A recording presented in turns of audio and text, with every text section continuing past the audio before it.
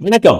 தாய்ப்பால் மட்டுமே குடித்து வாழக்கூடிய ஒரு கை குழந்தைக்கு உடம்புக்கு முடியலன்னு வச்சுக்கோங்களேன், அம்மா என்ன செய்வாங்கன்னாக்கா, மருந்தை தான் உண்டு தாய்ப்பால் மூலமாக கொடுத்து குணப்படுத்துவாள். அது மாதிரி அசோகவனத்துல சீதா பிராட்டியார் இருக்கும்போது ஹனுமன் வர்றாரு, என் முதுகுல ஏறிக்கங்கம்மா, ஒரு நொடியில ராமன் கிட்ட விட்டுறேன்னு சொல்றாரு. ஆனா அப்ப அந்த அம்மா சொல்றாங்க, இலங்கை முழுவதுமே ஒரு திறந்த வெளி சிறைச்சாலை போன்று இருக்கிறது. தேவர்களும் தேவ மாதர்களும் சான்றோர்களும் இங்கே சிறைப்பிடிக்கப்பட்டு இருக்கிறார்கள்.